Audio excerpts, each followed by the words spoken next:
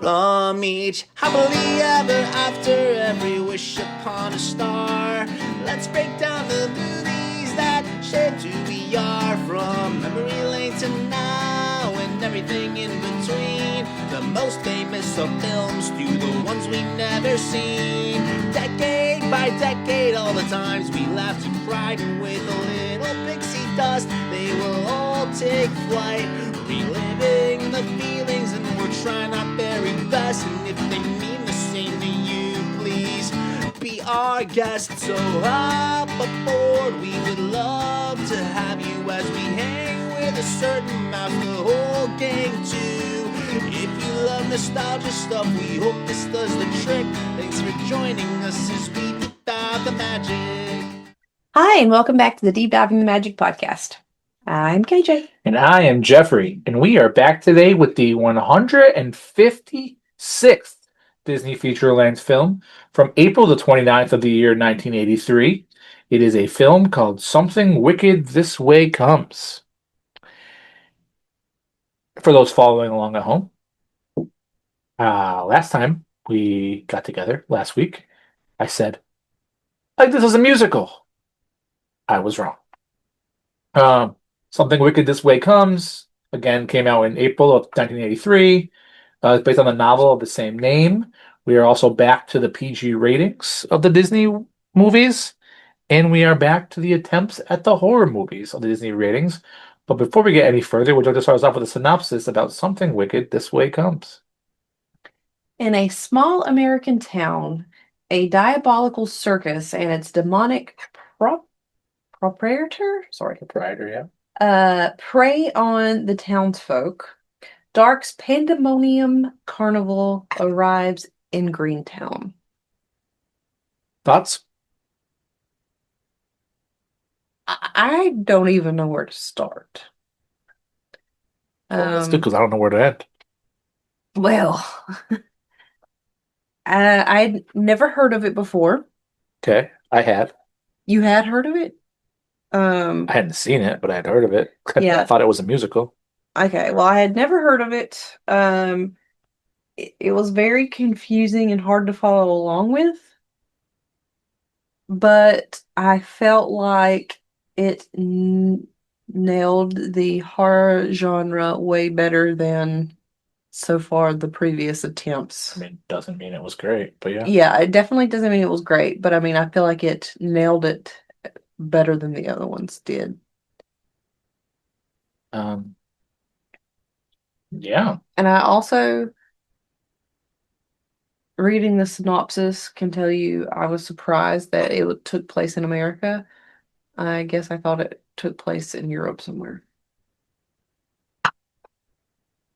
But your thoughts?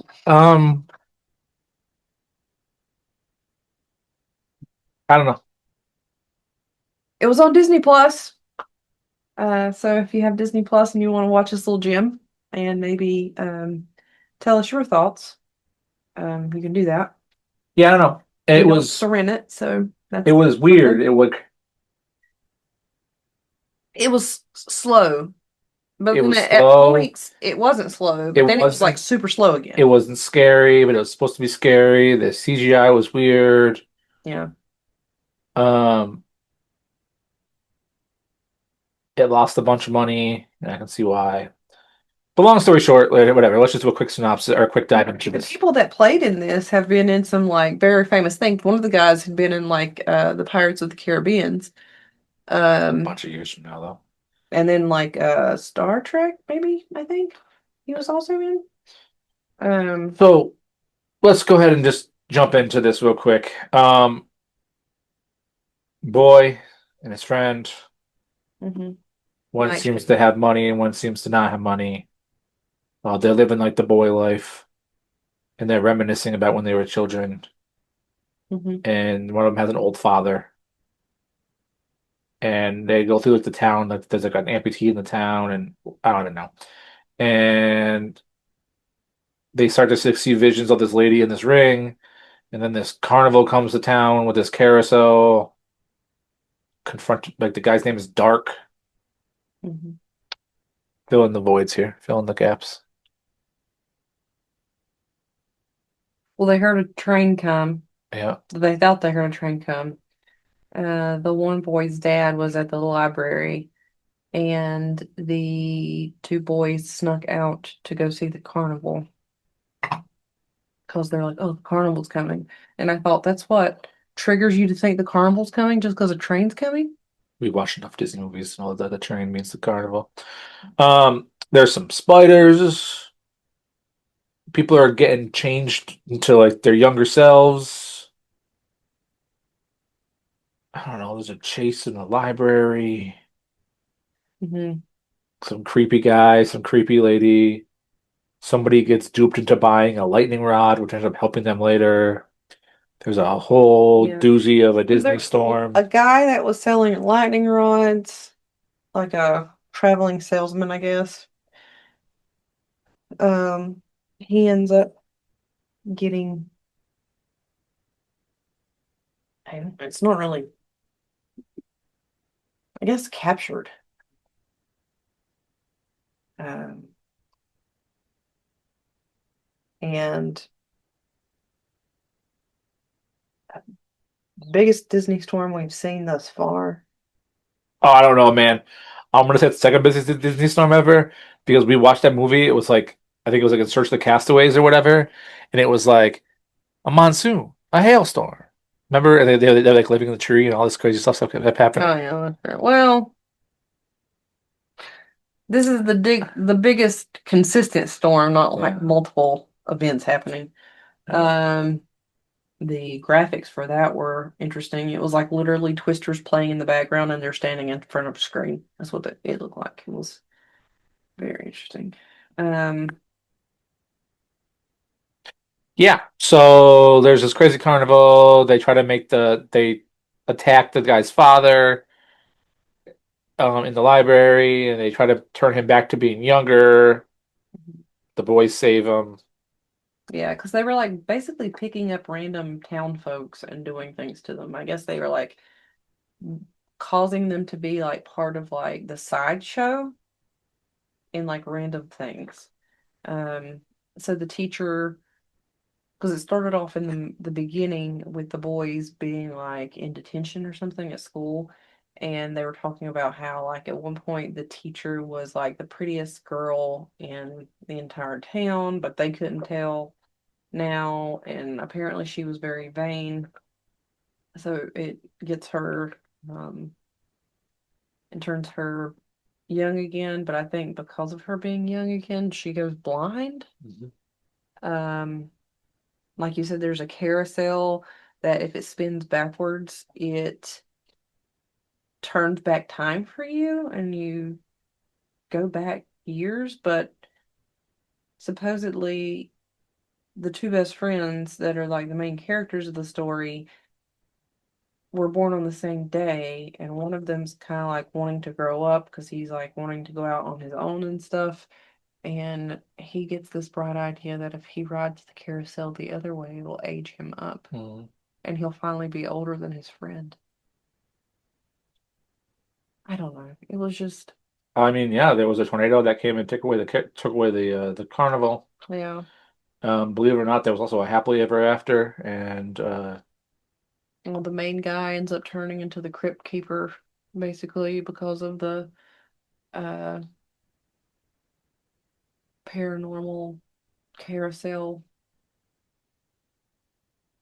I don't know. He at one point we're looked like selling this movie to Voldemort. watch. Yeah, Yeah, at one point he looked like Voldemort, and then it turned into the Crypt Keeper. And then, like you said, the tornado comes, the storm hits, and had a lot of creepy the guy music selling and the lightning rods helped save. hmm He stabbed a lady that was, the witch or whatever. yeah, I don't know. Lots of creepy music, not a lot of payoff, but that's the film. Not a lot of payoff. It was just as confusing as we're making it here. Yeah, so you're not really missing anything. Watch it and It see is if you on can Disney follow Play. both Yeah, better than we did. be a completist like us. But we are heavily in the early 80s where they're trying to make these adult movies. Some of them don't land, like Something Wicked This Way Comes or something. Mhm. Um, That being said, any facts or anything about that? I don't even think I bothered to look at facts. Lost a bunch of money. Yeah, you did mention that. Um, Um, they had to fire a bunch of people because the screenwriters got into an argument. So it was doomed from the start. They should have never finished it. But speaking of never oh, finishing it, so I did have a question, and I don't know if you caught on to this. Um, so the boy's name, his last name was Nightshade, and his dad like apparently took off and just never came back. Is at one point I thought that Dark was his dad. maybe Dark Nightshade. Because at one point he was like, yeah, it can be dark and nightshades, Yeah, maybe. Makes whatever. sense. Um, and at one point the mom had came because she was told he was back. That's why I was wondering if that was actually him. Probably. But wouldn't she have known? I I don't don't know. know. I What don't know. did you rank this film? Well, IMDb gave this beauty a 6.7 out of 10. Dang. Shooting high. I was very surprised. I gave it a 4 out of 10. Dang. Shooting high. Below.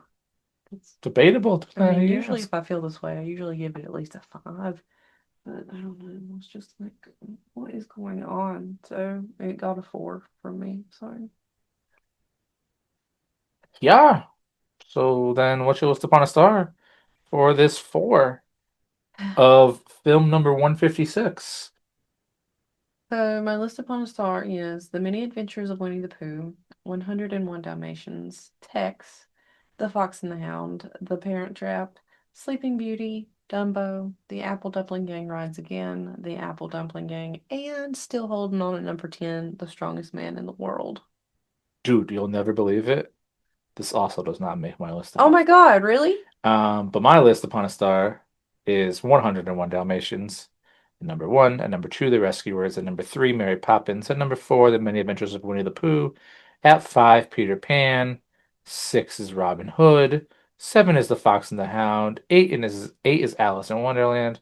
Nine is Bedknobs and Broomsticks, and 10 is Peach Dragon. And not Something that Wicked This Way Comes, which we will put right here. But yeah, so that was a film that Believe it did make your list. I'm just listen, kidding. I was looking forward to watching this. I thought You thought it was a music. I thought it was a musical. It was not, believe it or not, a musical. There was music in it though. Surprise, surprise. Um, but yeah, so because we're in this lovely loop of films that are trying to be more adult, our next film number 157 on our watches from October of 1983 is a film called Never Cry Wolf, which I believe has nudity in it, but we will find out together then. Um, yeah, Never Cry Wolf is next. But before that, I swear this is an exciting podcast. This wasn't an exciting movie, but either way, you can follow us along on Instagram. Deep Dive in the Magic. Come say hello. Tell those friends of yours about this never-ending deep dive. Speaking of never-ending deep dive, you can watch the said never-ending deep dive or listen or do all that fun stuff on Spotify and YouTube. Deep Diving the Magic. Come say hello, share, like, follow, tell your friends, comment. It means the world to us. It helps us keep going watching these films that pretend to be horror films. And of course, if you want to write to us about how we were wrong and how this film was one of your favorites and you watched it on Disney Plus, it is deepdivingthemagicpod@gmail.com. I did read that. That was one of the things I had read on IMDb. Somebody had rated it really high and they remembered this from their childhood and it's scaring them and they loved it. And I was just like, okay, maybe it's not going to be that bad. Then I was like, what? What? Yeah, I don't get it, I man. could not have imagined watching this as a child. I don't get it, man. Yeah. But let us know. Anyway, But again, our next film that we're watching, as we continue in the year 1983, is Never Cry Wolf. and we'll see how excited we are about that next time. But thank you for hanging out with us. Yeah, we'll see you from the Red Cry Wolf. Thanks for deep diving the magic. Bye. Bye.